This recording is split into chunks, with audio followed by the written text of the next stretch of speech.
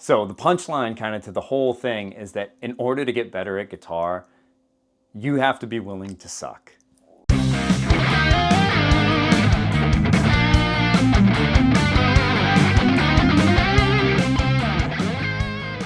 Hi, and welcome to Real World Guitar.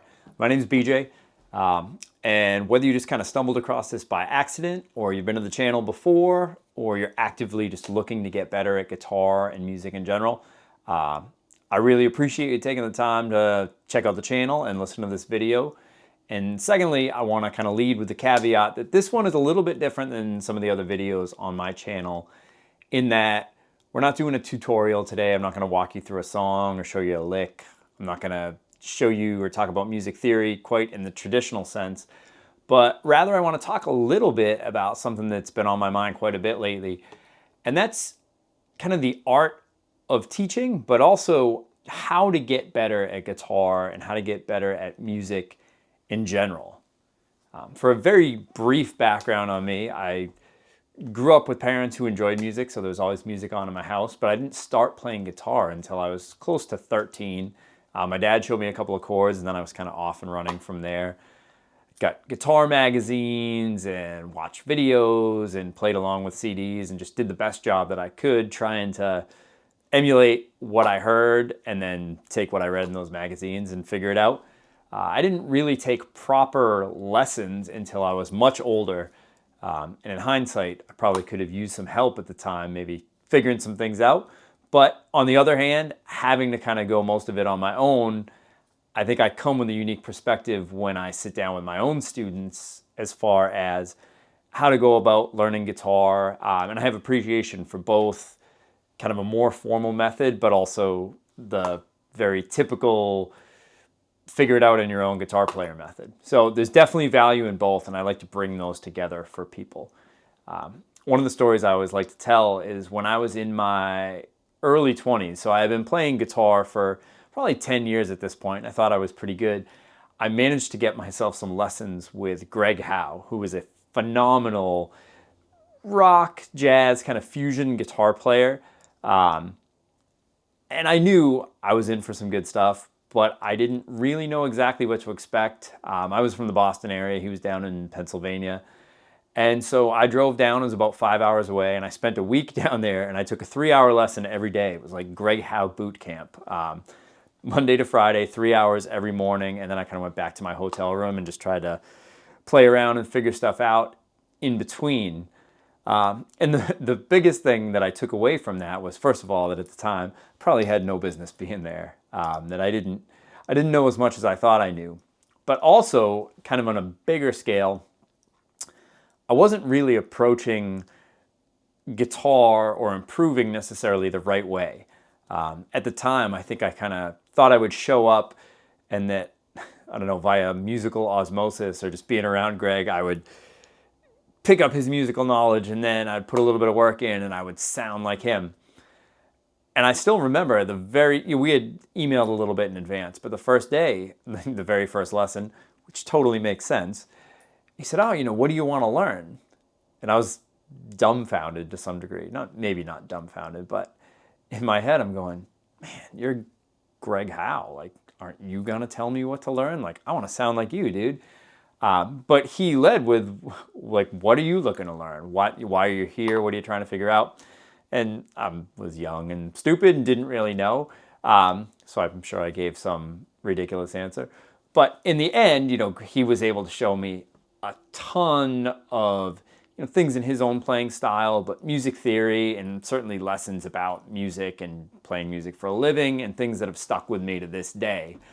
I think at best over time, like within the next year or two, I probably sounded like a third-rate version of Greg sometimes when I played. Like I got some of those licks down, but his style, thankfully, because I'm a different person and a different player, rubbed off in cool ways, but I never ended up sounding like him, which is what I thought I wanted to do in the beginning. Again, kind of tying it all back to the fact that we find our own path along the way, and certainly Greg his intention was never to make me sound like him. In fact, it was quite the opposite. He did a good job at helping me to kind of figure out my own thing while showing me the ropes of music and helping to kind of open my mind and my ears to some new things along the way. So for me, as a teacher, when I sit down with a new student, or when I'm teaching someone online, or even when I'm planning some of these videos, more of the tutorial-based videos, I want to bring something to the table that actually helps someone. Sure, it's nice to get clicks and views, but ultimately, if I don't have anything for you to learn, or if I don't bring something that's actually going to be useful and make you a better musician or a better guitar player, then what's the point of what I'm doing? And that's kind of where I come at everything from. So again, when I sit down with any student at the beginning for the first time, or even when we're emailing, that's one of my first questions is, what do you want to learn? And the truth of it is, there's no right answer. That's not just a catchy saying, or like, you're good, man, and I'm good, we all do our own thing. There is no right answer in terms of what you want to learn. Now, there is a foundation in music. There are basic and even intermediate and advanced techniques that if you want to get to a certain spot, you're going to need to learn along the way. So if you're a beginning guitar player, there's certainly things that we're going to cover. But I always want to do it under the heading or under the context of where you want to go eventually. And what I find is when someone has a hard time answering that question, much like I did when I was 21 or 22, I try to phrase it a little bit differently and basically just ask someone, what's something that you can't do on guitar yet that you want to be able to do? Or what's something that you can't play right now that you'd like to be able to play? And if you don't have an answer, or when we're starting lessons, I kind of encourage you to do some more listening, to do a little bit more thinking about your own playing, about why you want to take lessons, because you got to have a goal. You got to have somewhere that you're trying to get. I can certainly help you to get there, but if we don't have a defined end goal that we're trying to get to, there's a million things you can learn in music and on guitar. And while they're cool and helpful, they may not all be cool and helpful in ultimately getting you to your final destination on your journey, or the goal of where you want to be.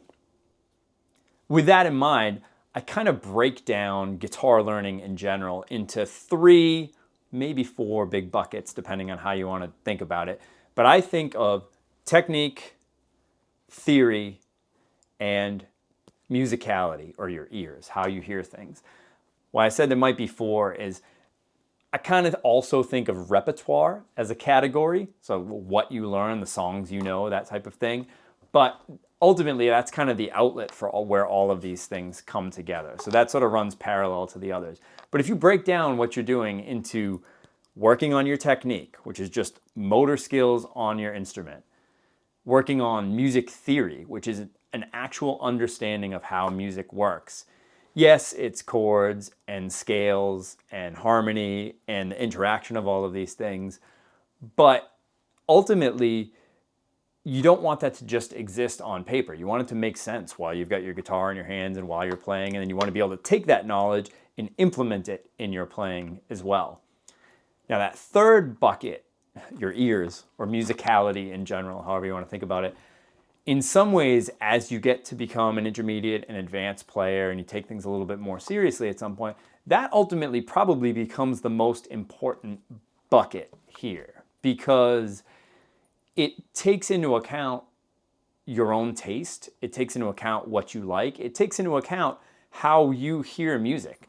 There are plenty of phenomenal musicians who I can appreciate as amazing musicians, and I might not throw on their track while I'm driving home from work or something like that.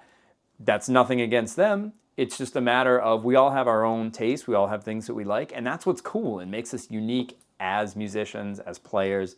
So as you develop your ear, it's not just about listening to different things and deciding what you like. It's kind of taking some of that theory application and being able to hear it in real life. Can you throw on a song and figure out what's going on without your instrument in your hands? Can you hear intervals between different notes? If you hear a rhythm, do you know what that rhythm is? Do you understand how it breaks down, or could you write it out even if you might not have paper in front of you, you might not have something in front of you, but can you hear it and know what's happening and then be able to explain that? Or when you get back to your instrument, play what you heard. That's kind of that third big bucket of using your ears, or musicality in general. And as all these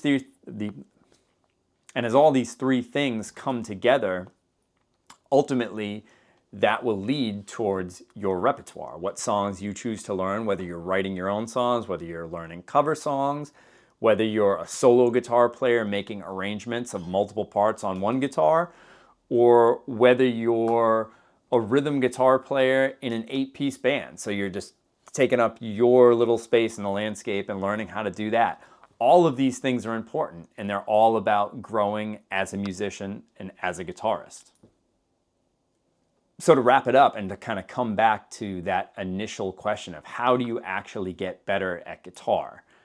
Not to take the cop-out route, but there are a million ways. Almost anything you learn technically makes you better at guitar. But whether it's making you a better musician and whether it's getting you closer to the goal of being the player that you want to be, that's a whole other story.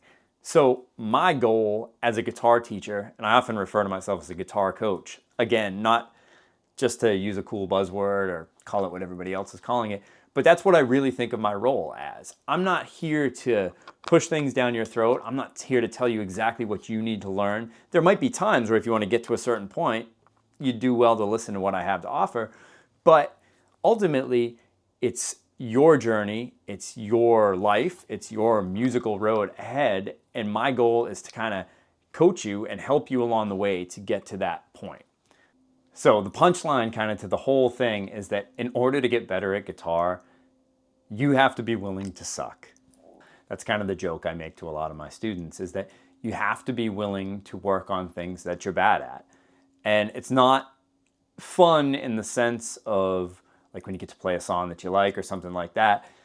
If you keep it in the back of your head that by working on these things that are tough for you, it's going to ultimately get you to where you want to be. There might be some enjoyment out of it, and hopefully you like playing in general.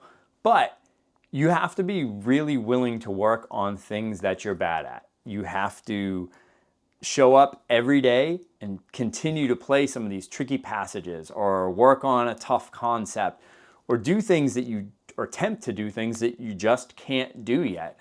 And especially if you're an intermediate or advanced player and you've got some technique under your fingers, it's hard. You don't want to sit there and be bad at what you're doing, but that is always the answer as to how to get you to the next level.